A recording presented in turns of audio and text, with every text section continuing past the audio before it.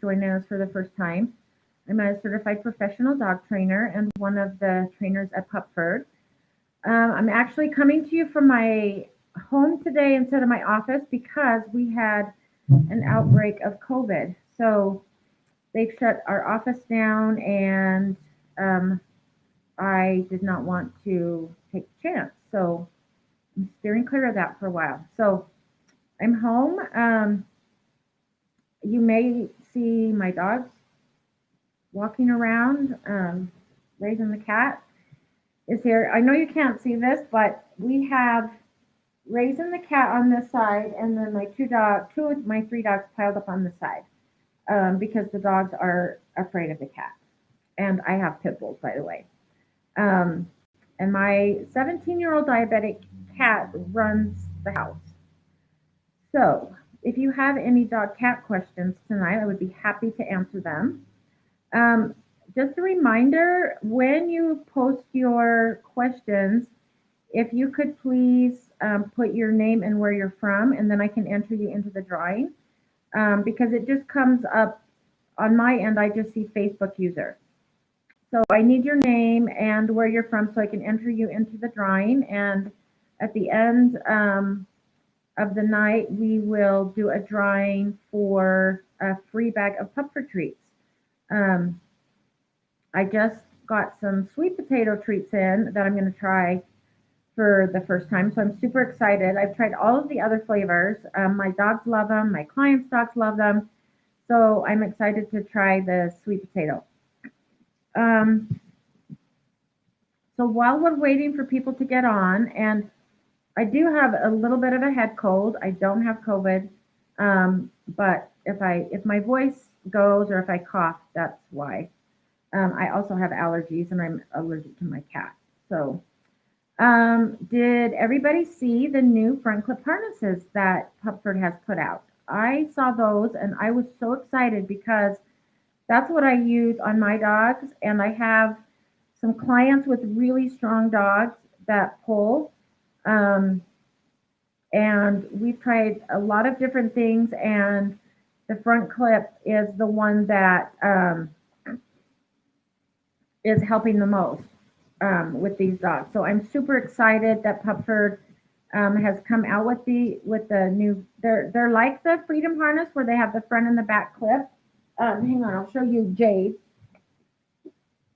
So I'm actually going to do a video for Pupford demonstrating these, but they're similar to this where you have 2 points of contact and then a leash, so it's kind of like steering a horse.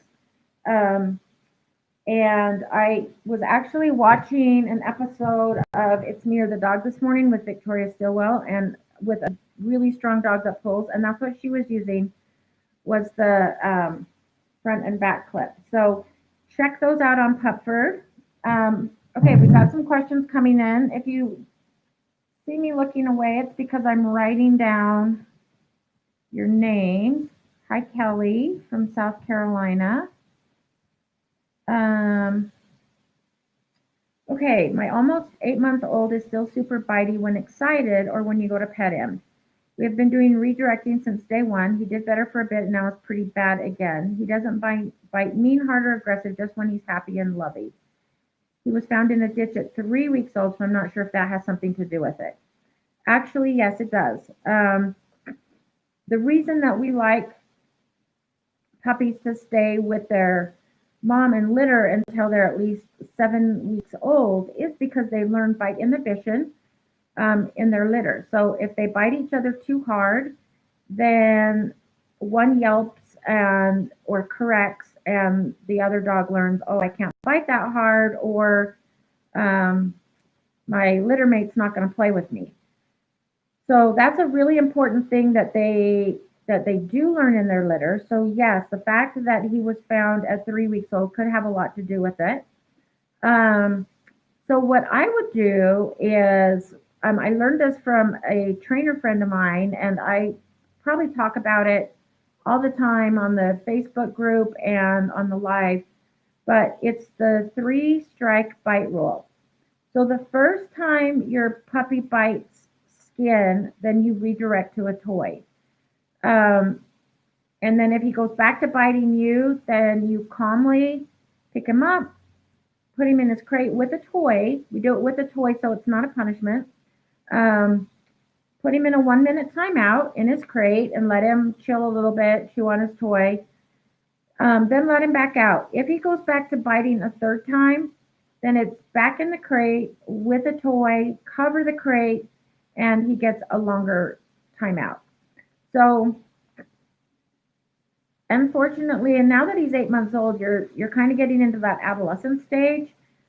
So you're going to have to be like super diligent on redirecting. You can ignore the biting as much as you can, like enough, too hard, walk away. Constant redirecting. But yeah, that's something that he didn't learn in his litter. So, or with his litter mate. So, you're just gonna have to be really diligent. It sounds like you're doing everything right as far as redirecting. So it just takes a lot of patience, repetition, and keep doing that. But try the timeout because sometimes when they get overly excited, they want to bite more. So yeah, just keep at it. Um, okay, Angela from North Carolina. Oh, we got North Carolina and South Carolina. Okay, having a hard time with separating from my 8 month old pup. Um, so are you talking about your puppy is having like separation anxiety? We're actually seeing quite a bit of that right now because of COVID, and we've been with our dogs like nonstop. So what I would start doing is doing some short departures. So get him used to a crate. I don't know if it's male or female, so I'm just gonna say he. Sorry if it's wrong. Um, get him used to a crate and a toy like a bully stick, a stuffed Kong, something like that, and then start to like walk out of the room and right back in, and then like walk outside, get the mail, come back in, and then slowly build up time because the puppies need to learn that you're going to leave, but you're going to come back. So we always start really short. So with dogs that can't even handle 2 seconds, I would go like partially around a corner so he can see part of you, but you're not totally gone, and then come back. You also want to make your departures and arrivals like really low key. So not like, when I get home, I'm like, oh my gosh, I've missed you guys so much because I miss my dogs during the day. But if you have a dog with separation anxiety, you don't want to do that because that just amps them up. So you want to be as low key as you can. Um, get your dog to the point where you could even do baby gates. So he's like kind of separated from you, but not exactly in a crate. And then like do the dishes. If he's calm, I would walk over, toss a treat to him, and then go back to doing the dishes. So reward when you see calm behavior. Um, and then just start really slow, like 1 second, build up to 5 seconds, 10 seconds. Um, if you have to go to work or something like that, then I mean you could always do like doggy daycare, a dog walker, um, something like that. So yeah, we're unfortunately we are seeing a little bit of separation anxiety. Well, a lot due to COVID. So just start out really short and then slowly build. Um, okay, Kayla from Wisconsin. Um, your whole question didn't come through. It said my dog snapped at a dog while we were at. So I'm going to just assume that you are at the dog park because my answer is going to be the same. Sometimes snapping at another dog is absolutely okay as long as they're not like fighting. But If a dog snaps, that's just a correction. And it could be that the other dog was being inappropriate, was trying to hump, or, um, was playing too rough or something like that. So if your dog just snapped at a dog, um, and the other dog was being inappropriate, then that's totally an acceptable means of behavior, especially if the other dog then backs off and is like, oh, okay, he didn't like that. So I got a correction. So it's kind of the same thing if you are at the grocery store and somebody is like right behind you in line and you turn around and say, hey, dude, social distancing 6 feet. That's all a growl is to a dog. So as long as it didn't escalate beyond a snap, I'm not too worried about it. Um, to an extent, it's good for dogs to have that conversation. And I don't ever let dogs like fight or fight it out. So I will separate if that happens. Oh, sorry, got Jay behind me. Um, but yeah, just a snap is probably okay. I would need a little bit more information if it was more than that, but it sounds like it's fine. Um, Hi, Anita. Anita's been with us before. Writing your name down. Oh, Ryan from Boston. So it's so weird. Like Ryan's name actually comes up. It says Ryan Healy. Um, but I guess it depends on which platform you're on, because your name came up. Everybody else it says Facebook user. Um, oh, I just read down while we were in a pet store. Okay, let me answer Ryan's. Well, yeah, I'll finish that one.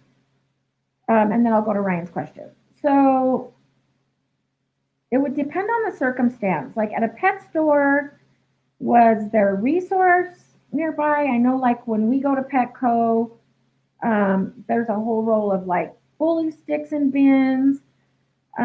It could have been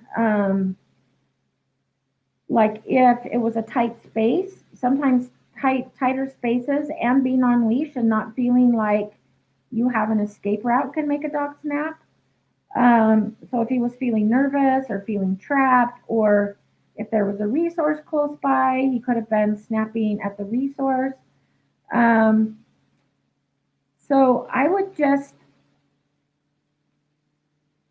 let's see. We always want to think about like what do we want the dog to do instead. Um, if it was because the other dog came rushing up to him, then it was probably an appropriate correction. If the other dog was just minding his own business and didn't do anything and your dog just like snapped at him, then that's a little bit different. Um, and I would probably teach like a really good like watch me, learn to manage your environment, so not let your dog go down like tight aisles where there's other dogs. I always tell a lot of my clients to practice at Home Depot because the aisles are bigger. So we don't have as much of an issue with that happening. Um, okay, Ryan, I have a question about getting your dog to drop their ball or toys when playing fetch. My 7-month-old loves to play tug and has a very hard time letting go of any toys or balls, so I can throw it again. Um, okay. Yep, and it's worse with the flirt pole. I actually introduced the flirt pole to a client, and her dog was so obsessed that even when I stopped the game, the dog was still jumping. So what I do is I teach a trade. So if your dog has something in here's sheet, okay, in her mouth, then I will choose something of equal or higher value, like a salmon treat, or you can even use another ball. So we did this at the rescue where I worked a lot. We had a dog that just would not give up his tennis ball. So when he would come up, I would show him another tennis ball or a treat, and I would say, drop it.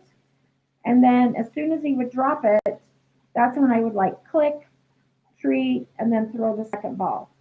So he learned that in order for me to throw the second ball, he had to drop the first ball. So we did that to teach him impulse control. Um, but the other thing that you can just do is get a high value treat, stick it right in front of your dog's nose and say drop it. And then as soon as he drops it, mark it with either a click or yes and give him the treat. And then usually, like when I'm giving the treat, I will step on the ball or step on whatever, or while they're eating the treat, I will pick it up. Um, and yeah, that's what I do with the flirt pole as well to teach the drop it. Is I'll show them a treat and say drop it, and then when I give them the treat, then I pick up the toy, and then I stop the game, and then I actually ask the dog to sit before I throw the toy out again and we play flirt pole again. So it is a really good game to teach impulse control, and that's how I teach a drop it. It's just I trade. Sometimes if you're wanting to even go a step further, let's say your dog has a ball. So I will show him either another ball or another toy that your dog likes just as much and say drop it. And then she drops one, gets the second one, then you can pick up the original one and give it back and trade back. So in your dog's mind, it's like, oh, I dropped my toy, I get another one, and I get my original one back. So we just teach them to trade, and then there's like no resource guarding, and they still get to play and have fun. So try those things. Um, okay. Let's see. Kendall Potts from Georgia.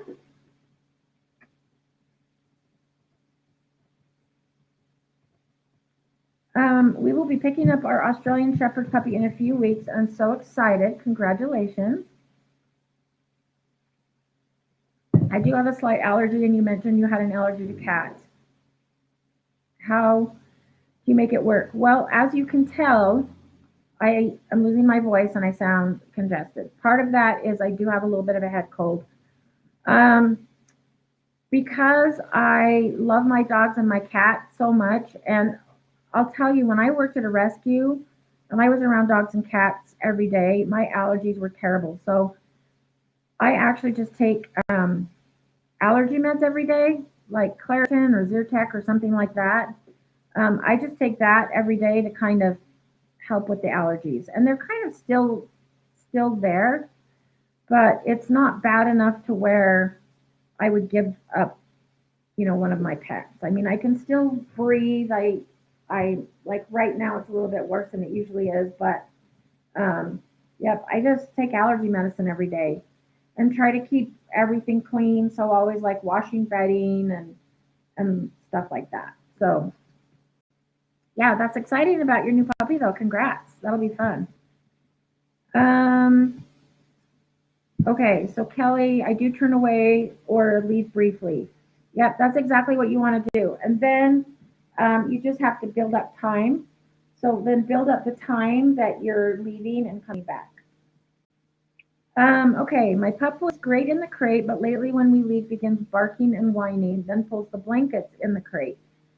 We live in an apartment, so excessive barking is a problem. He's always been able to go multiple hours, but all of a sudden can't make it more than 30 minutes. Um, he's a 7-month-old border collie. So at about 7 months, that's when we start to see, the adolescent teenage kind of phase come out. So I would want to know, like, are all your dog's needs being met? And I know that you said that he's getting plenty of exercise. Is he also getting enrichment and mental stimulation? Um, so like long line walks where he can run and sniff, doing things like a snuffle mat, nose work, things that are going to wear him out. So when you do put him in the crate, give him a puzzle toy, give him a stuffed Kong. I do teach a quiet, and it sounds like if he's pulling the blankets in, it almost sounds like some anxiety as well. Um, so I would maybe start leaving, like cut back on the multiple hours. And if he can't go 30 minutes, do 20 minutes. let him out when he's quiet, or when he is quiet in his crate, just walk by, toss in a treat for being calm. So you want to catch that calm behavior and reinforce that calm behavior.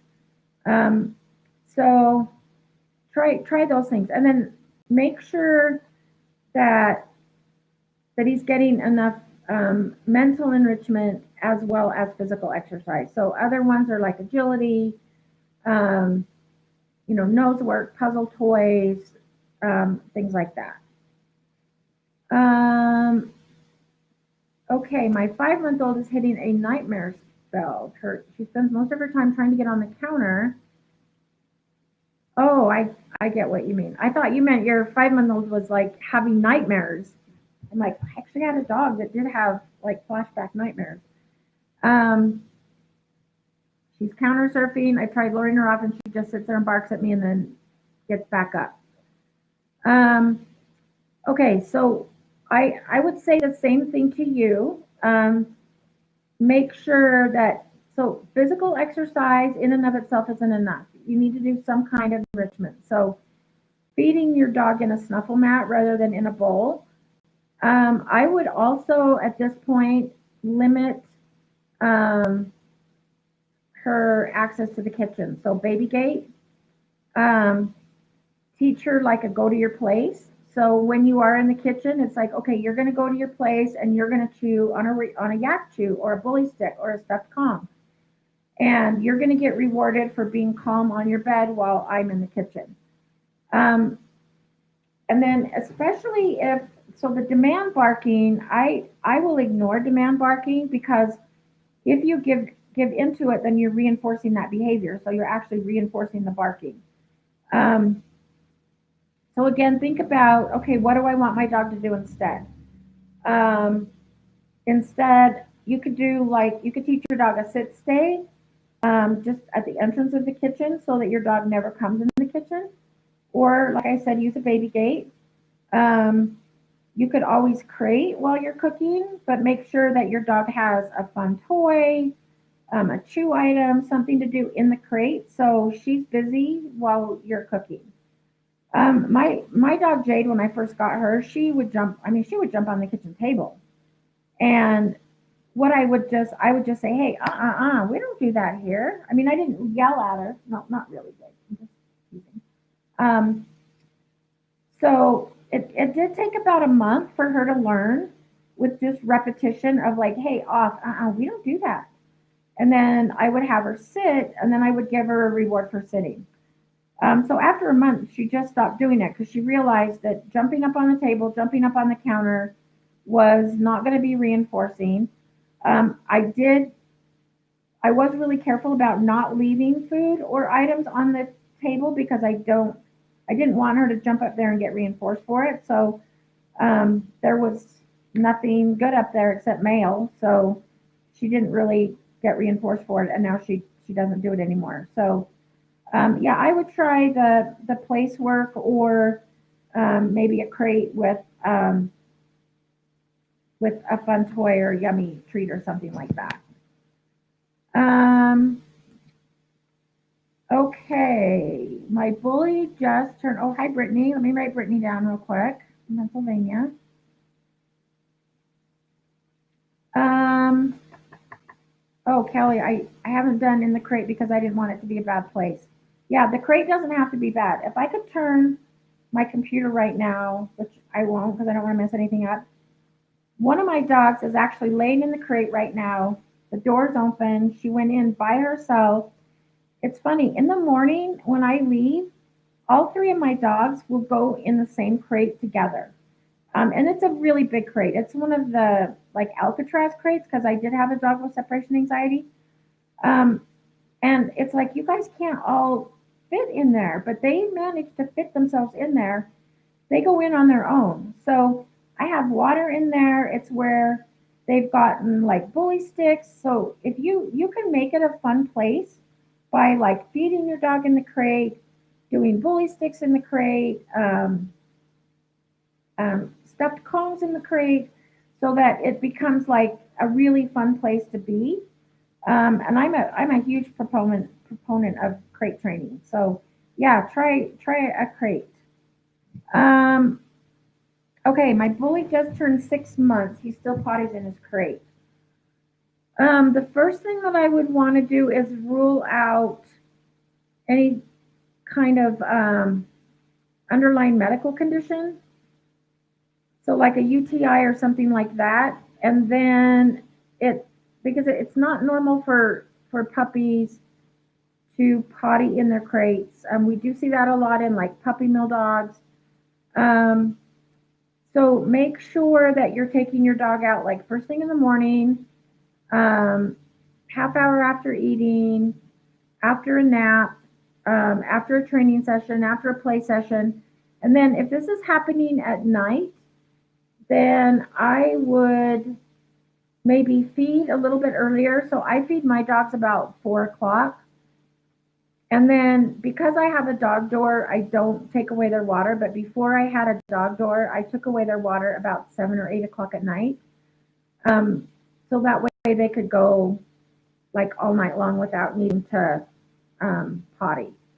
So another thing, make sure your crate's not too big because like I said, it's not normal for dogs to potty where they sleep. So make sure that your crate's not so big that your dog can potty on one end and then sleep on the other end. So check those things out as well. And you may have to just start over as if your dog was a brand new puppy and just start with potty training all over again. And you almost need to catch your dog going and then interrupting, taking outside. You could teach him. Let's see, yes, he. You could teach him to ring a bell on your door, so then he knows. He starts to associate. Oh, when I go potty, I ring a bell, and if the bell's not in his crate, then theoretically he can't ring the bell to let you know that he needs to go outside. But out of his crate, he can ring the bell, go outside, go potty. So hopefully that will give you a couple of suggestions to try. Okay, I'm trying to get this to scroll up. It's not wanting to scroll up. There we go.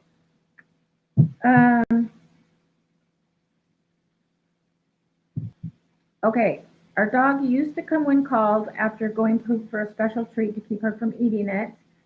Yesterday she came after she gobbled up poop. I didn't know if I should have rewarded her for coming or not since she inhaled the poop. So today she did it again, wouldn't come until she finished eating it, so I didn't reward her.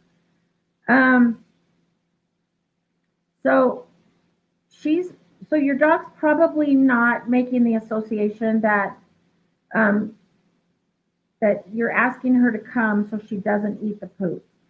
I would still reward her for coming because she's not going to understand that she's not getting the treat because she ate poop. She's going to think, well, I came, but I didn't get a treat, so I'm not going to come anymore. So that's what my concern would be, is that your dog's going to stop coming. What I would do is, and I have to do this with one of my dogs, is as soon as she finishes pooping, I am right there with a bag to pick it up, because I don't trust her not to eat it. You can also do leave it, so teach a really good leave it. The trick with leave it is that your reward has to be better than the poop. So I know my one dog, Daphne, I mean, she loves poop. Her own, other dogs. So when I'm doing leave it with her, we are using hot dogs or boiled chicken or bacon or something like that. That if I do leave it, and I would actually, when you take your dog out to go potty, I would put your dog on a leash so that if she goes to eat it, you can say leave it and then reinforce it with the leash by like reeling her in and then give her the super yummy, better than poop treat. And then pick up the poop with a bag so that your dog can't even practice that.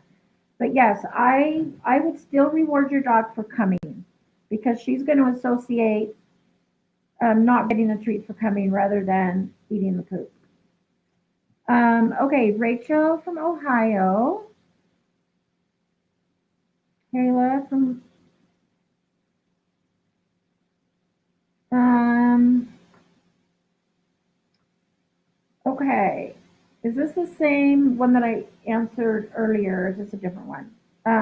I'll answer it again. My dog snapped at another dog for the first time at a pet store. He has lunged and barked at bigger dogs while on walks from a distance before. He's a little over a year and a half old. I'm now nervous to take him back out around dogs. Um, yeah, so I would start working from a distance and not let him like get close. Um, and it also depends on why he snapped and lunged. Is it because the aisle was narrow and he felt like restricted? Was there resources on the shelves that he was guarding? Um, but yeah, I would start to teach like a really good check in with me, like watch me. Um, and then if you do see, so we don't ever want the dog to practice that bad behavior because they get reinforced for it. So I there's a dog that I walk every almost every morning for a client. Their dog is super reactive, can't meet other dogs, and we just practice going on walks, seeing other dogs, and getting him to check in with me. That's what our walks are. We practice leave it. We practice like watch me. We actually do what's called a come front, which means the dog comes, sits, and looks at me, and then I continue to reward until the dog walks by. So, um, yeah, and I mean, a year and a half, that's when we kind of start to see some behavioral issues crop up for a lot of reasons. It could be genetics, it could be hormonal, it could be chemical imbalance type thing. So you might have to work with a trainer. I would make sure that you work with a science-based trainer and not a trainer that's going to do aversive training or, like a shock collar or something like that, because that's just going to make it worse. Um, but yeah, it is doable. You just have to teach the dog what you want them to do instead. So, like with this dog, instead of lunging, barking, I teach him to come and sit in front of me and watch me, and I give him treats. I just know, and the owners now know that their dog is, and not all dogs love other dogs. So, some people's dogs like love all other dogs, and some dogs are very selective and have like 3 or 4 doggy friends, and that's it. And that's okay. If your dog is one of those, I wouldn't force him to go around other dogs. Um, but yeah, I would maybe work with a trainer and see if they can help you learn to like manage it. Um, and maybe condition your dog to a muzzle so that if you do go out in public, I think muzzles are absolutely appropriate. I don't think they're punishment. I don't think they're bad. We're actually putting a muzzle on this dog that I walk every morning, just because his aggression is very unpredictable. Um, so I think it's really good, and that way, again, I would do this in a very controlled environment with a trainer that knows what they're doing, and like have your dog meet another dog with a muzzle on, but maybe outside, so bigger area, neutral territory. Um, Sometimes constricted spaces can really make dogs feel like I'm claustrophobic. So, if you put me with like 50 people in a small aisle, I would start to like panic.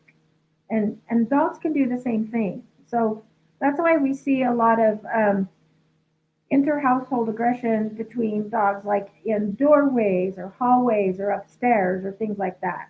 So yeah, there is definitely stuff that you can do.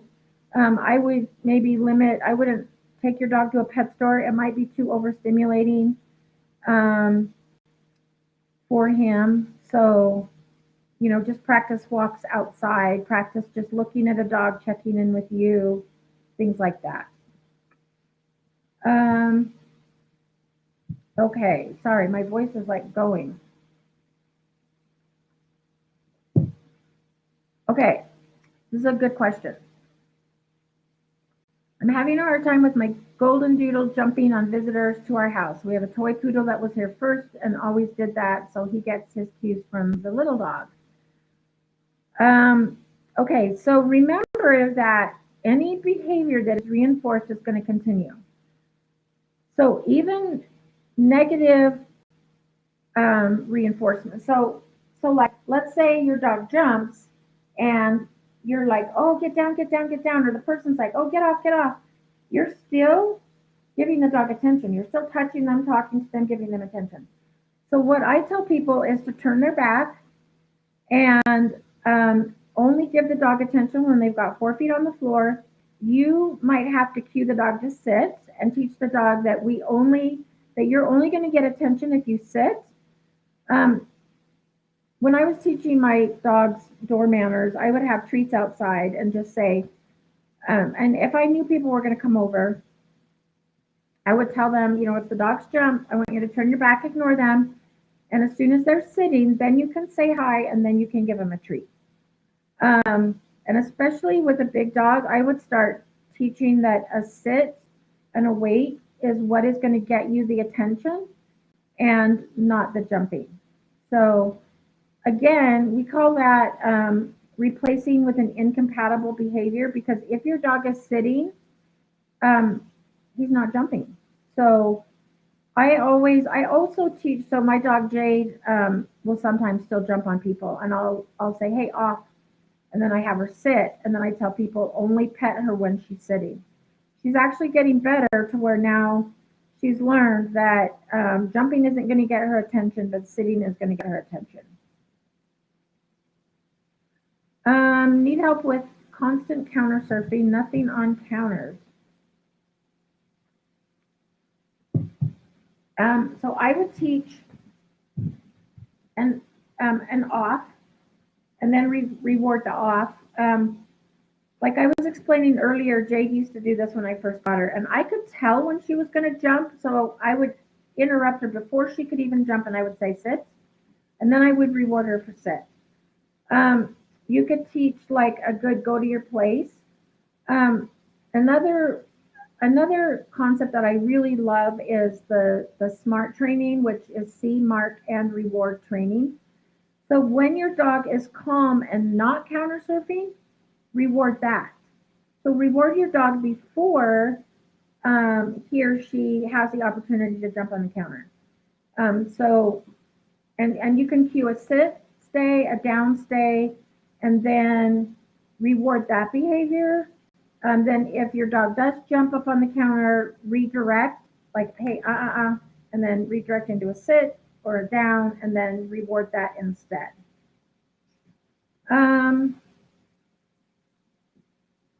Okay, what would cause 2 dogs that have lived together for 2 years now to start fighting? I would need so much more information, like how old are they? Are they the same sex? Are they intact? If they are resource guarding you, then we need to start doing work with like resource guarding. Because dogs can resource guard people, places, food, any resource. So if they view you as a resource, they could be doing that. And it also depends on, like age. So if they're getting into that adolescent period where we start to see behavioral issues. So I would maybe teach them, like as soon as you start to come to the door, teach them a go to your place. And then you give them attention when they're calm, but not when they're fighting. If there's a way that you can separate them so that they're not both at the doorway together when you come home, then you could work with them separately. Like, okay, when I come home, I want you to do a sit stay over here, and then I will reward you. And then you can have like another dog on the other side of the baby gate or something like that. It sounds like the dogs are resource guarding you. So if they're not fixed at 2 years old, I would now fix them, because now you're starting to see some behavioral issues. And again, there's not really a short answer for that one, so you might have to work with a trainer or behavior consultant to work on the resource guarding and learning how to manage that environment.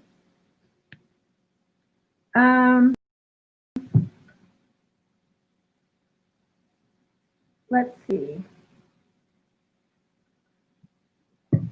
My foster dog constantly barks. I've tried redirecting her, but she's barking at everything. Okay, so again, I would need a little bit more information, like what is causing her to bark? Is it sounds? If it's like different sounds, then we would want to do some counter conditioning, desensitization to sounds.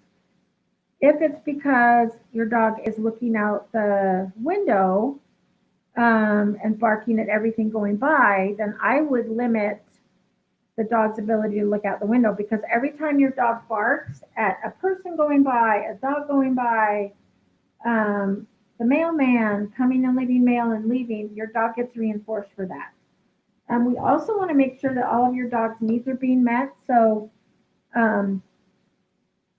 plenty of physical exercise, mental exercise, flirt poles are great, snuffle mat, nose work, giving your dog something else to do. A lot of times if dogs are barking a lot, it's because they're bored. So make sure that your dog's getting enough stimulation, which means mental as well as physical exercise. So puzzle toys. There's a lot of like puzzle toys you can just make yourself. Like if this was a plastic water bottle, you could fill it with treats and kibble and then poke some holes in it and then let the dog like roll it around, chew it, try to figure out how to get the treats out. So you don't have to spend a ton of money on puzzle toys either. You can make your own. And then try to see if you can figure out what's happening right before the dog barks, because that's what we need to know to change behavior. So is it because there's a sound, or is it because there's something outside? I actually allow my dogs to bark once to alert me that something's outside. And then I'll say, okay, got it, thank you, now quiet. And then I teach a quiet cue. And then I will mark the quiet. So if the dog is like bark, bark, bark, bark, and then takes a breath, when they take that breath and they're quiet, I will click treat, good quiet, and teach them that quiet cue.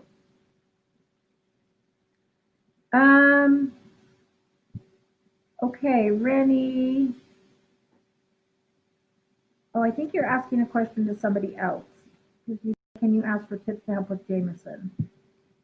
If you want to, well, you can't hear anyway. So, yeah, if you can type in your question, I will do my best to answer it. Okay, my lab golden mix bites me and humps me a lot. Never my husband. I'm home with him all day right now. I turn my back and cross my arms as there are no doorways nearby to remove myself, but he lunges at the back of my knees to nip and bites when I do it.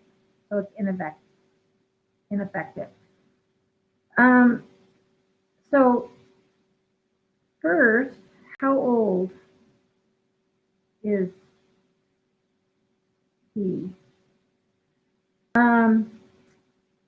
So it could be that he is trying to figure out his place in the social hierarchy, and he already views your husband as being like, I don't use the word alpha or dominant because those terms are used wrong a lot, but and if it's, so he could be trying to kind of take your place, so to speak. So just because you're home with him all day, doesn't really have anything to do with it. What I would do is interrupt. So like, hey, we don't do that. And then do a go to your place. And I would actually start working on Karen Overall's relaxation protocol. So that teaches the dog how to go to a mat and learn how to be calm with increasing distractions. I have a client whose dog is a constant humper, and this dog's like 3 or 4 years old. And so, again, number one, we want to make sure all the dog's needs are being met. So, plenty of like exercise, um, and not really restricted walks, but walks maybe on a long line where your dog can like sniff and explore, get a lot of energy out. Make sure that he is getting mental enrichment as well, so snuffle mats, flirt pole, um, and then just continue to redirect. I know that you said that he snubs redirecting, um, but so what we started to do with this other client's dog is when she wants to hump, we interrupt and say, go to your place. And she's learned to go to your place. So then she'll go to her mat, lay down, and then we have good things happen on the mat. So on the mat is where you get your stuffed Kong, or you get your yak chew or bully stick or something like that. Um, so yeah, I would just keep working on that. And yeah, you can't remove yourself. So think about, well, what do I want the dog to do instead? I would start to do place work and teach your dog to go to his place. Um,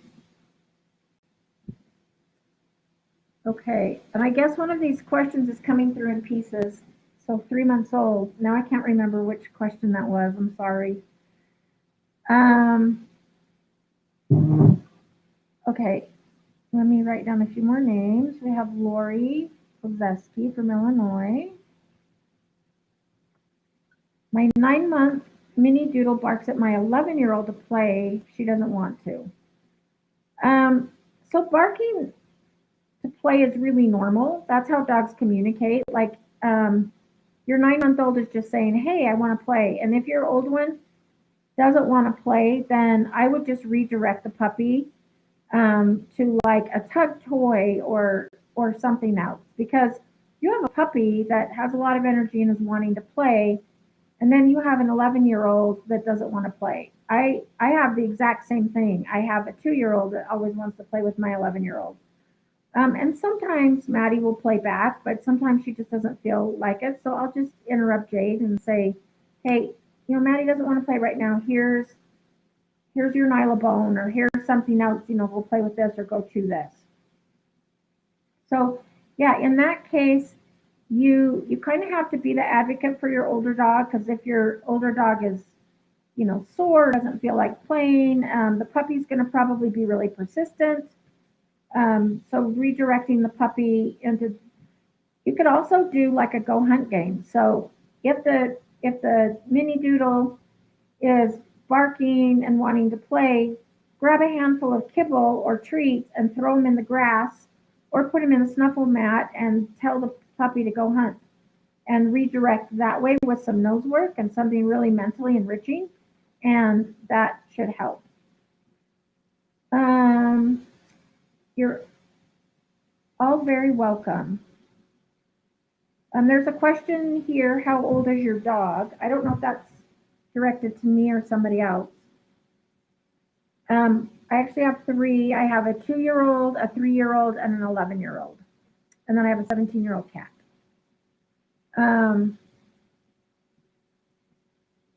Okay. My puppy is 2 months old, but is nipping and barking at me. He's also ripping cardboard boxes. He bites his tail even though he doesn't have fleas, and licks his own droppings and urine.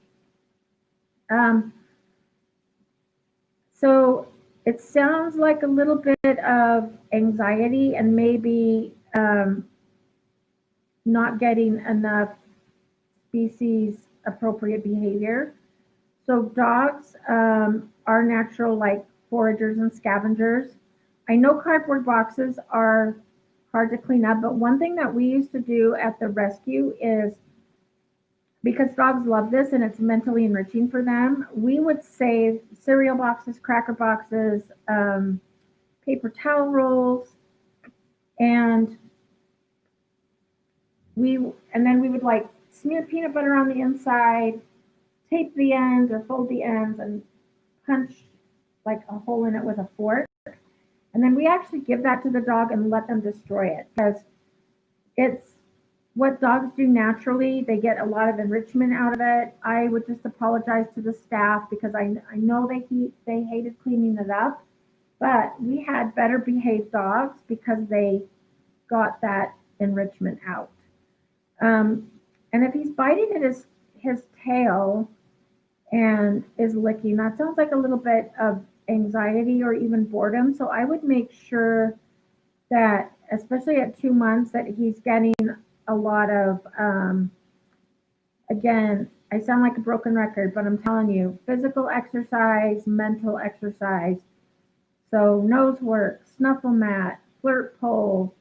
You can make your own nose work games with just saving your pup for boxes and putting 3 or 4 out and put a treat in one of them and let your dog find which box has the treat in it. So things like that, that kind of give them a job and make them use their brain and their nose can help a lot.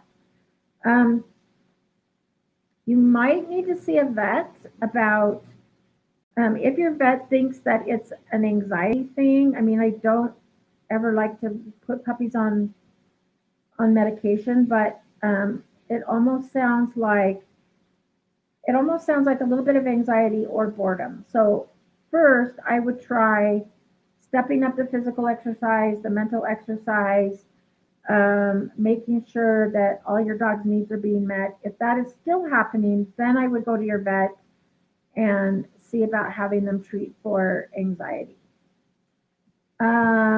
Emily, hello, Emily. I was waiting for you to get on. Um, Emily from Virginia. Okay. This is not scrolling again. Stand by. There we go. I'm getting a puppy soon and I'm conflicted whether I should use potty pads or just go straight for training outside potty. So this is just my opinion. I get that some people live in an apartment, so you have to use potty pads. If you have a choice of using potty pads or teaching your dog to go outside, I would teach to go outside. And yes, if it's your own front lawn and your dog's on a leash, it's probably fine. I would just be careful not to let him meet other dogs that you don't know or that you don't know if they are vaccinated or not. So I personally go for no pads because this is just my opinion again. And I know some people have a lot of success with potty pads, but I have found that teaching your dog to go on a potty pad just teaches them to go inside. So again, if you have a choice, I would go for outside. And yeah, I think on a leash, just in your front yard, you should be fine. Oh, sorry. I thought I did answer it. I would treat. So if your dog comes back, even after they've eaten poop, I would treat because you are rewarding the recall. And if your dog comes and you don't reinforce the come, then your dog's going to stop coming to you. And then deal with the eating poop, like have your dog on a leash, teach a good leave it, pick it up before. So if you have your dog on a leash right after he poops, you can pull your dog away from it, pick it up. But yes, I would definitely treat after they come, no matter what, because we want to reinforce that recall. Sorry if I wasn't clear on that. Okay, my 8-month-old is a tiny dog and picky eater. We now use a dinner topper that is a dust, but someday she could go all day without eating.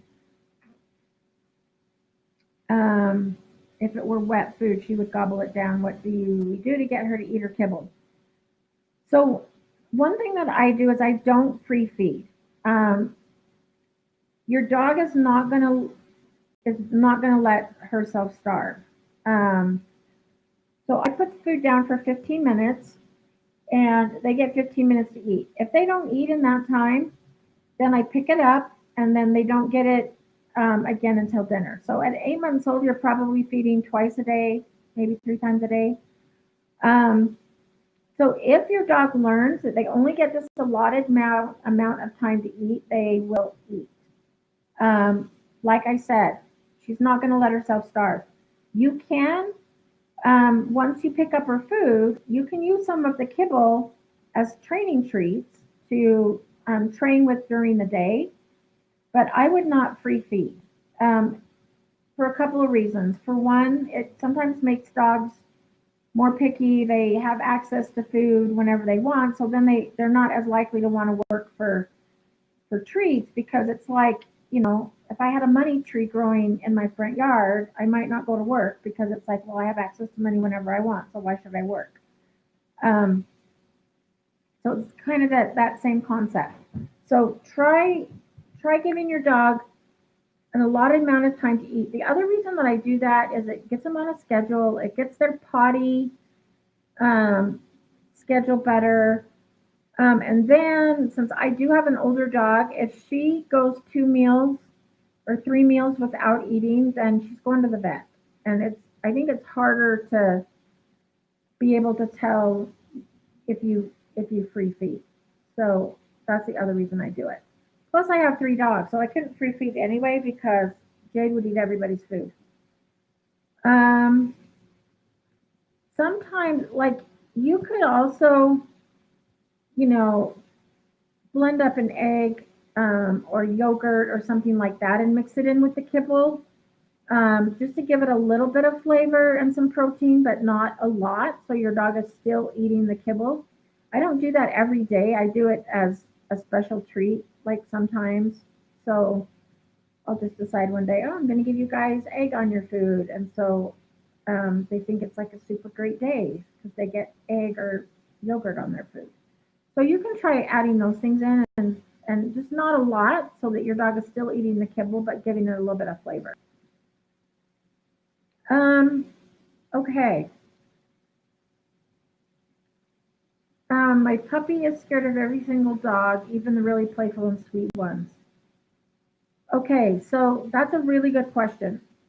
Um, One thing that we always want to give dogs is agency.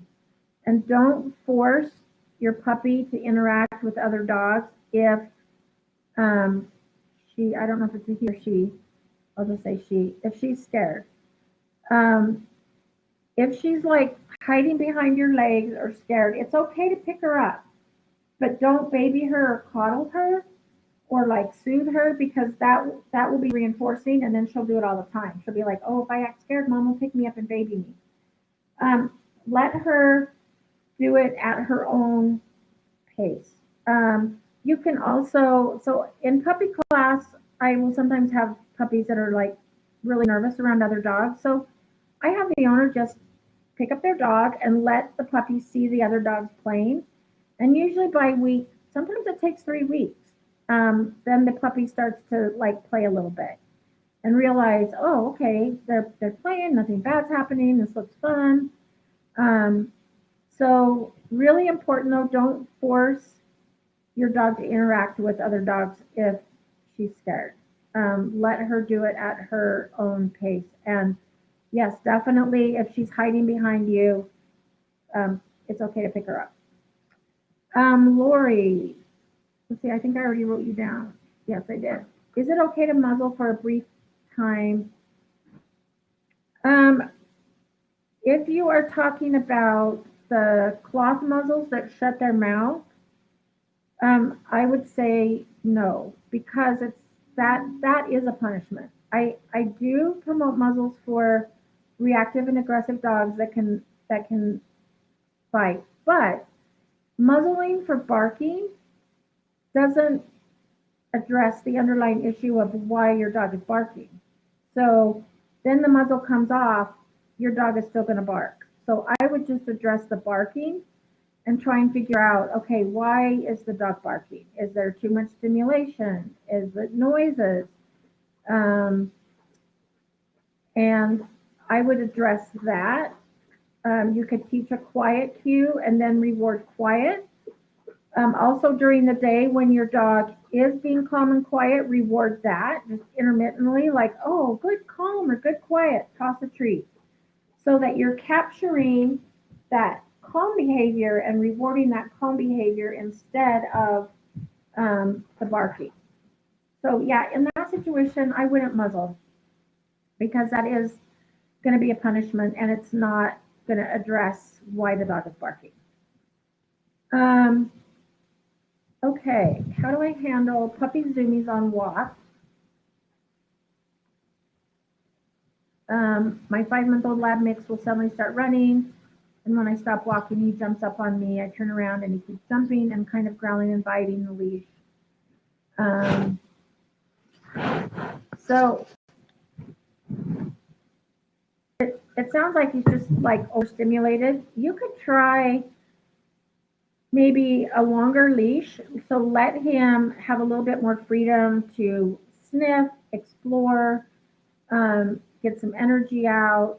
When I'm doing like walks, like if we're not, in a crowded area, I will use a long line so that the dogs can explore, sniff, be a dog. I do have a client that dogs kind of does that will grab the leash and bark and stuff like that. So I just stop and then I ask him to sit. And then when he sits, then we start walking again. If he goes back and bites the leash and starts zooming again, then I just stop. And so that behavior is, I don't engage in the tug. I don't, I pretty much just ignore it, but then I will ask him to sit or do something else. And then when he sits, sometimes he gets a treat, not every time, because I don't want him to learn that every time I do this, then I'm going to get a treat for stopping. Um, but the reward is we'll start walking again as soon as you're calm. Um, yeah, so I would start working on it now and before he does get full size. And it sounds like he does calm down. So it might just be when you're first going out on the walk that he's like really excited and full of energy, which is really normal. Um, so I would maybe try a long line and just let him get some energy out and sniff and explore. Okay, how do I get my golden to stop taking food out of our hands? Okay, great question, especially with the kids. Um, so the first thing I would do is environmental management, which means if the kids have food in their hands, um, the dog is like in a crate with a toy, doing something else, has his own thing to chew on, has a snuffle mat, things like that. Then I would teach a really good leave it, um, because you think about like kids are smaller and a lot of times they're going to be their hands with food are going to be eye level to the dog, and so it's going to be really natural for a dog to just to come up and take food. So again, think about what you want your dog to do instead. So maybe when when your kids have food, your dog does a downstay and gets rewarded for that. Or when your kids have food or you have food, if I have food in my hands, like I will have my dogs do like a sit and a wait, and they wait until I'm done, and then I reward them with either a little bit of what I was eating or something else. So they get rewarded for that impulse control and not just grabbing it. You could do that. Um, and it depends on like how old your kids are. If they're old enough to do a leave it, or if you're there to supervise and you can tell the dog leave it, and then give the dog something better than what the kids have in their hands. So the dog, because every time your dog takes food out of your kid's hands, they get reinforced for doing that. So first, I try to limit access to kids if they have food, like baby dates, crates. things like that. Give the dog something else to do, and then teach a good leave it, or teach the dog what you want them to do instead. So when the kids have food, you're going to go to your bed and lay down, and I'm going to give you a stuffed Kong or something like that, or a snuffle mat. Um, Counter surfing. Okay, I've talked about counter surfing a couple times already, so I'm just going to do this really briefly. The first thing would be environmental management, so limiting access to the counters, not leaving things on the counter so that that behavior doesn't get reinforced. If I'm in the kitchen, then if my dogs are allowed to come in there, I do have a baby gate. So, but that's because when I got Jade, she was a counter surfer. So I put a baby gate up. Plus, when Maddie was on prednisone, she would break into cupboards and eat everything. So I had to just limit her access to the kitchen. Um, but then I would teach an off. I would teach her to sit. So I would have her do a sit, stay while I'm doing whatever I'm doing, and then reward her for the sit, stay. But make sure that your dog never gets rewarded for counter surfing. So remember that reinforced behavior is going to continue. So if there's food up there and your dog gets up there, then they get reinforced for that. So limiting access, don't leave things on the counter. And then if you are in there cooking, teach your dog a good sit stay just right outside of the kitchen, or even go to your place and you get to have a yummy Kong while I'm cooking dinner. So things like that. Julie from Long Island. I'll write a few more names down. New York. How do I get my 2-month puppy to like walk? She doesn't like to walk. She doesn't like to go past certain houses. So if there's something like scary about the house, or if there's a reason she doesn't like to go by a certain house, you could pair it with treats. So it's like, oh, look, here's this big scary house, but I'm going to give you some hot dogs, or I'm going to give you salmon treats. And you can also like drop the treats right in front of her so that she has a little trail of super yummy little pieces of hot dog, and get her to walk that way. And she's more focused on picking up the treats on the ground than going past a scary house. But yes, then you also want to pair the scary house with treats. Like, oh, look, there's the house, treat. Look at the house, treat. And then maybe take one step. Look at the house, treat. You can try first doing it on the opposite side of the road, so there's more of a distance, and then slowly decrease that distance so you're on the same side as the house that your dog doesn't like to go past. But we need to change the dog's emotional response. So instead of being like, oh, I don't want to walk past that house, it's scary, it's like, oh, I like it when I walk by this house because that's when I get the super yummy beats. So hope that answered your question.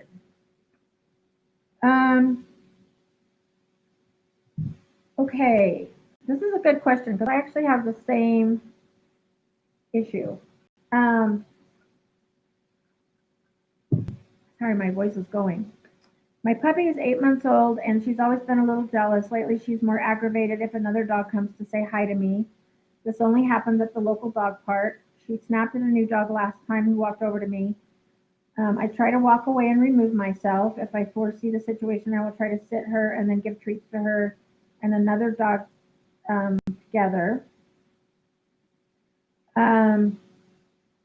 Yeah, so it sounds like you're doing everything right. So my dog will do that too. She doesn't like it if I'm giving attention to another dog.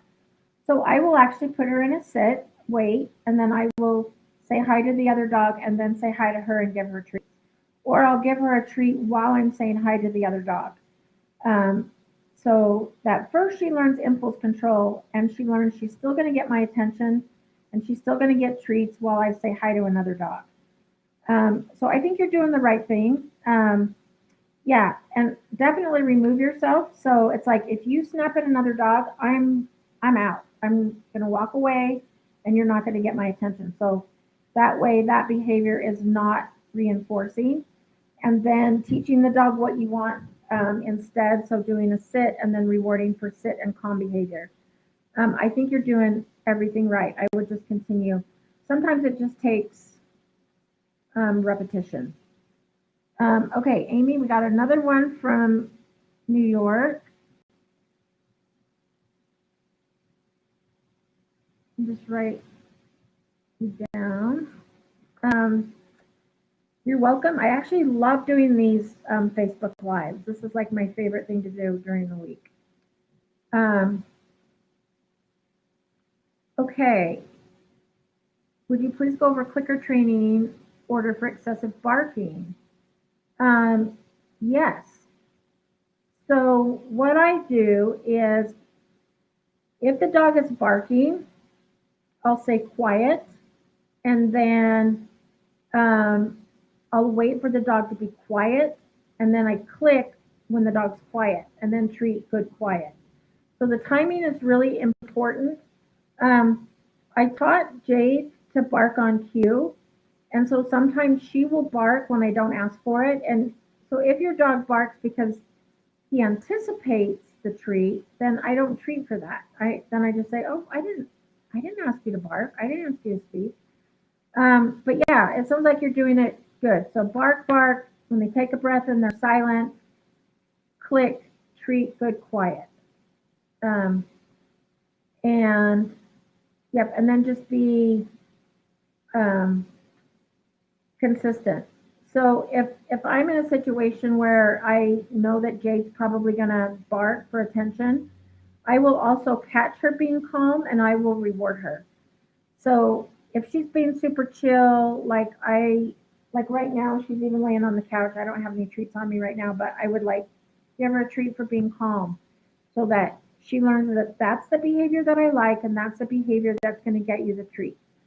But yeah, it sounds like your timing is right. You just have to keep doing it and keep reinforcing that quiet, and that it's the quiet that's going to give you the treat. So the click happens right when the dog's quiet. Puppy nipping. Oh, this thing won't scroll again. Okay, well I can answer this one. Okay, so with puppy nipping, I'll go over this. I talked about this earlier, but I know some of you probably weren't on when I started. I learned this from a fellow trainer and I love it. And it's called the 3-strike bite rule. So it is normal for puppies to nip because they explore the world with their mouth. It's what they do in the litter when they're playing with each other. So the first time that they nip, I redirect to a toy. So it's like, oh, it's not okay to bite me. Here's a toy.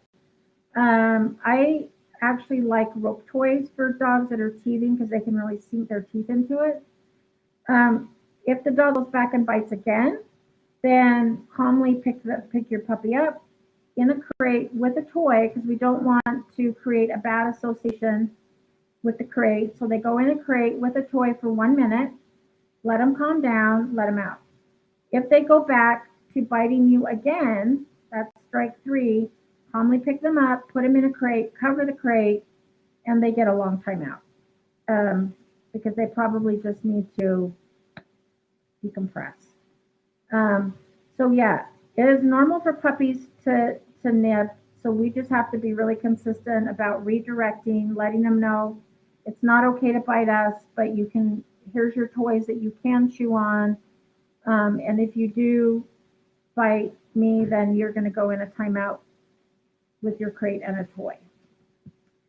Okay. And now I really need this to scroll. Oh, there we go. You're very welcome. Thanks for being there to help with our pets. Really helps to know best way of handling our doggy behaviors. You're welcome. Like I said, I love doing this.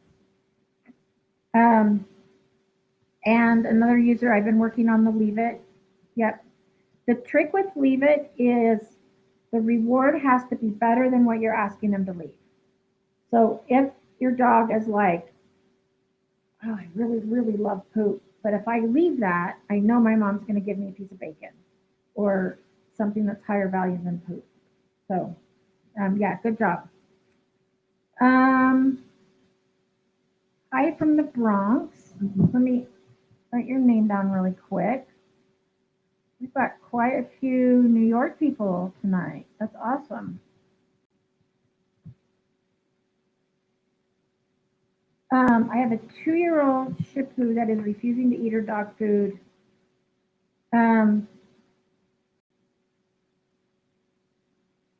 so if your dog is 2, I would go to a vet first and see if something's going on. Because if when my dog doesn't eat, my dogs love food.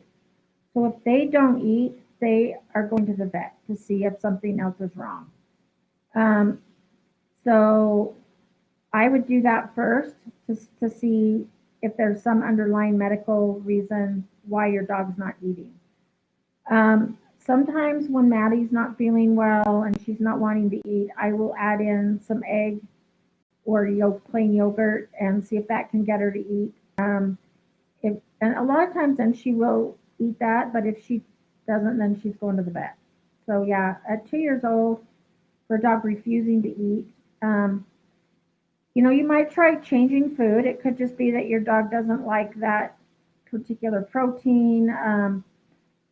Proteins can sometimes really affect dogs and their behavior. So maybe switch up the food, switch the protein, see if your dog likes something else better. If your dog's still not eating, then I would go to the vet. I have to laugh at this question because I honestly don't know the answer. What kind of hot dog doesn't have a load of sodium?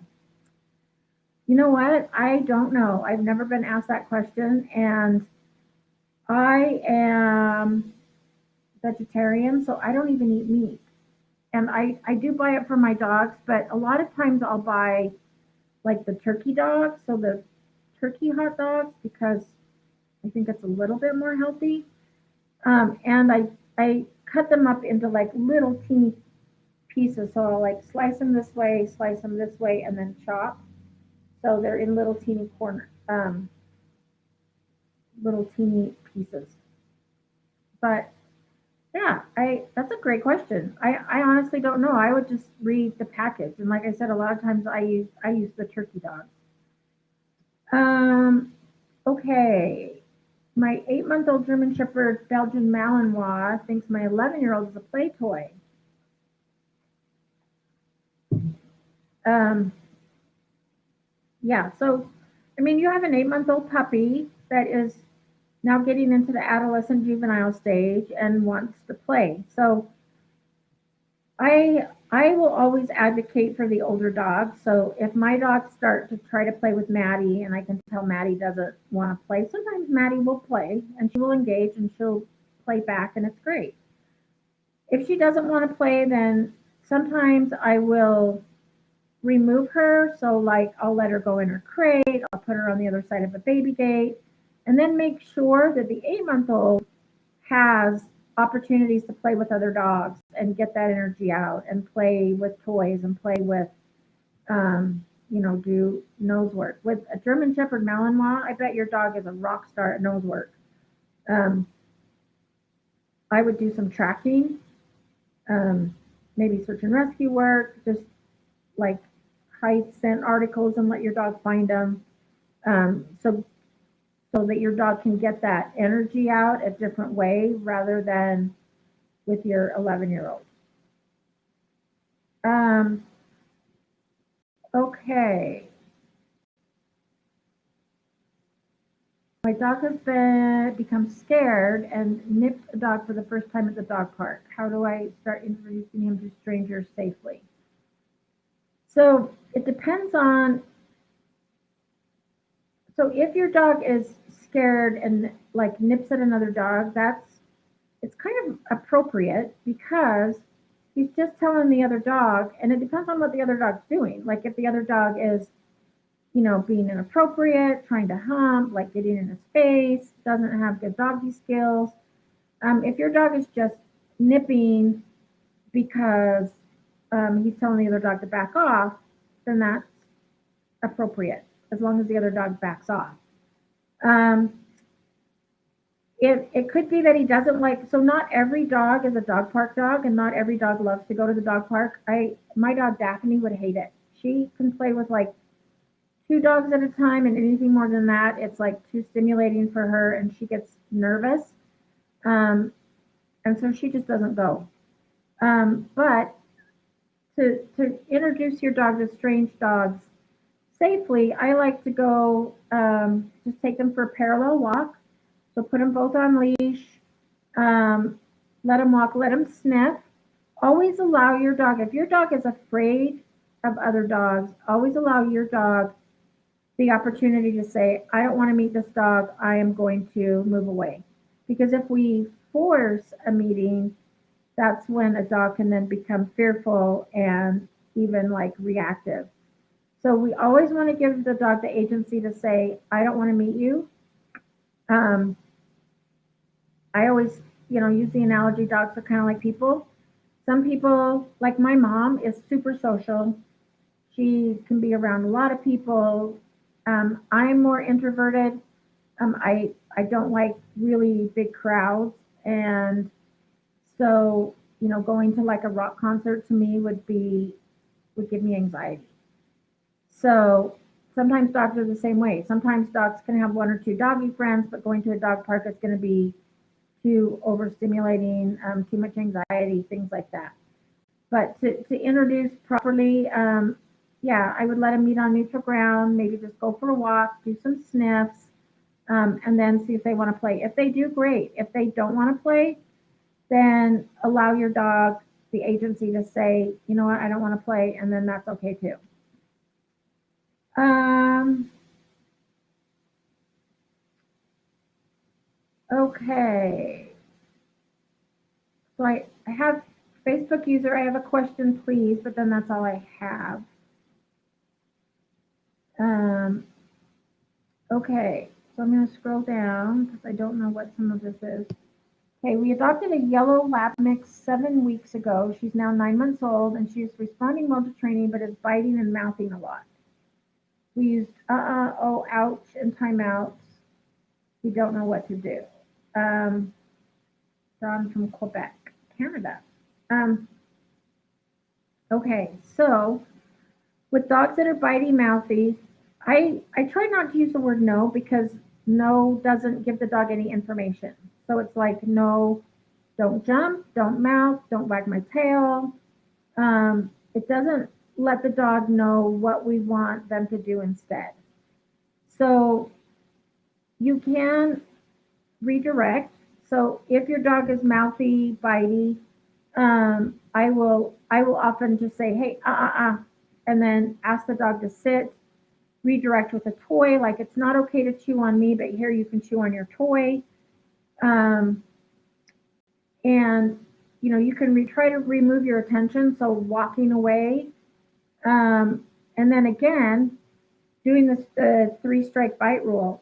The first time your dog is mouthing you, redirect to a toy. Second time, they go in a crate with a toy for 1 minute.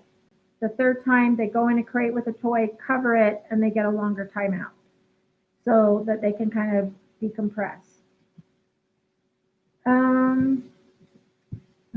can get this to scroll again. Okay, stand tight. Okay. How do you stop barking? My almost a year old Doberman puppy barks nonstop. Um, so again, it depends on why your dog's barking. We always want to know what happens right before the dog barks. Is it because of a noise? Is it because there's something going on outside? Is it boredom? Um, so we always want to deal with like, why is the dog barking? So I let my dogs bark once, and then I'll go see what they're barking at, and I'll just say, oh, okay, everything's good. Now quiet, and then I teach them a quiet.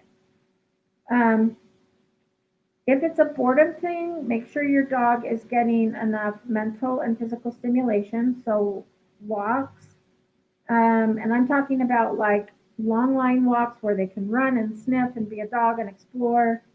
And then making sure that your dog's getting some mental stimulation, so nose work, snuffle mat, flirt pole, things like that. Because a lot of times dogs will just bark out of being bored or demand barking, so they're demanding attention. I ignore that, but I teach the dog what I want them to do instead. Um, so, like teaching a go to your mat, and when you're calm on your mat, I will give you a stuffed Kong or I will give you a bully stick.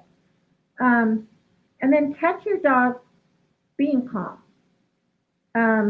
So if there are times when your puppy is quiet, reward that, and you can say like good quiet, good calm. So catch your puppy being quiet and calm and reward that, and then redirect the barking. I like to redirect barking and biting to a snuffle mat because it gives the dog a job and it gives them something else to do. So it engages their brain, tires them out, things like that.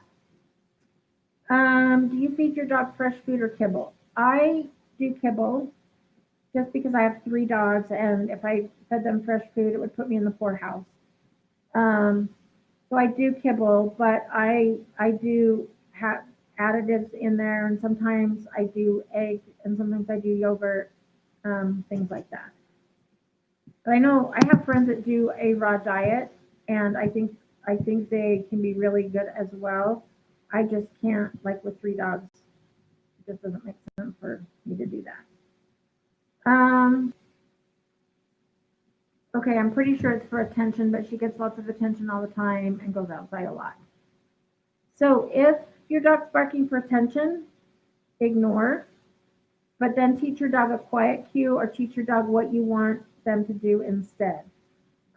Just going outside a lot of times isn't enough. So we want to be able to do like long line walks where they can run around, explore, sniff everything, um, and then try to add in some, like some agility, some nose work, some snuffle mat, like stuff like that. So just redirect your dog into doing something else. Um, Jade, Jade, hey, leave the cat alone. Hey, right there, Jade just barked at the cat, so I'm trying to redirect her. Jade, hey, Jade, over here. Good girl, over here. So just redirecting her, she's just barking at the cat. It happens all the time. I think that's all the questions we have, which is perfect timing because it's almost 7:30. So I'm going to go ahead and do the time. If we get some more questions, I'm happy to answer them. And I hope I was able to answer everybody's questions tonight. If not, I will be back next Wednesday at 6 o'clock. So let's see. Tonight's winner, I'm just going to draw really quick, is Ryan Healy from Boston. So congratulations, Ryan. You're tonight's big winner. You can email Pupford at hello@pupford.com and let them know what flavor of training treats you want. And I will email them as well and let them know that you are the winner for tonight, and they will send you a free bag of training treats. Like I said, my dogs love all flavors. I just got sweet potato that I'm going to try. I haven't tried it yet, so I'm really excited to try that. And check out the new front clip harnesses that Pupford came out with. I am so excited for those because like I said earlier, I recommend those for all my clients, especially with big dogs. So we'll be doing a video pretty soon on how to fit it, how to use them, stuff like that. So stay tuned for that. And thanks for joining us tonight. Great questions, and we will see you next week.